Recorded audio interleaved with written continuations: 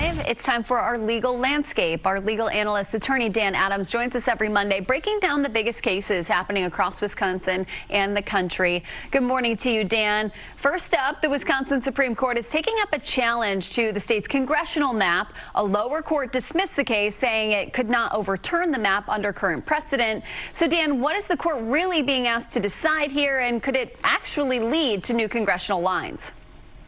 Hey, good morning, Mallory. Yeah, another case in our kind of unending litigation about political maps in Wisconsin. So what happened last week was the Wisconsin Supreme Court decided to take another look at a dismissed case brought by a group of Wisconsin business people who wanted to challenge the current congressional maps on the theory that they're anti-competitive.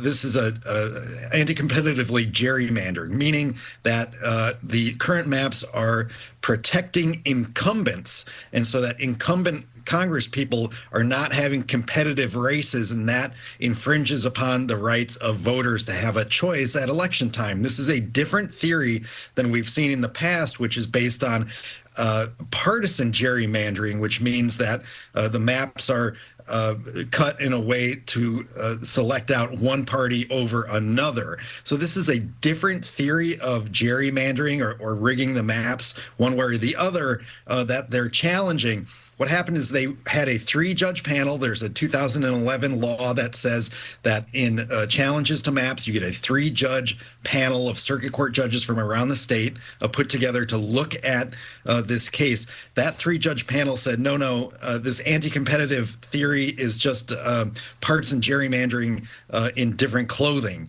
and we're not going to do anything, and we're going to dismiss this case. So the Wisconsin Supreme Court has said, no, this is a little different. Let's take a look. Let's let the parties litigate this case in front of us and maybe send it back down to a lower court at a different time.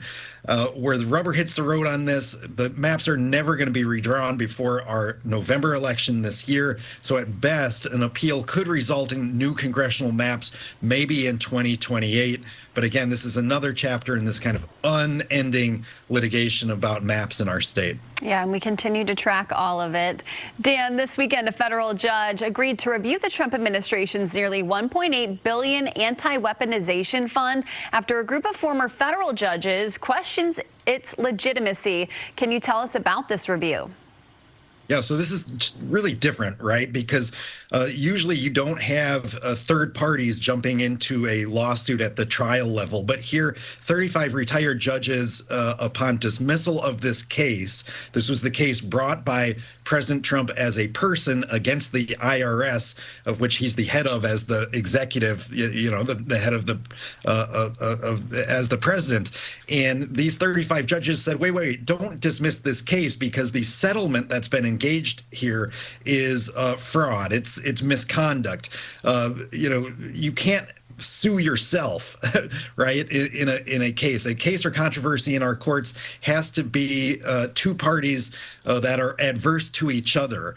And here they're saying, listen, the president was acting as on both sides of the table, negotiating essentially against himself, and that any settlement that uses taxpayer money is a fraud, and it should be reviewed. And it's reviewed under normal civil procedure rules by this judge. They have an inherent power to come in and see whether or not there's been serious misconduct using a court case before the court. Totally unusual to have third-party interveners kind of come in at the trial level, but the judge agreed and said, you know what, I do want to have the IRS come in and say, why did they settle this case, whether or not there's been fraud on the court in doing so. And so they're going to require the IRS to file some papers and to display that there wasn't fraud on the court. Again, not only did this create this $1.8 billion anti-weaponization fund, which can be distributed by President Trump, without oversight, but it also, the settlement called for the IRS not to be able to pursue him or any of his family or organizations in perpetuity. So certainly something that the court wants to look at.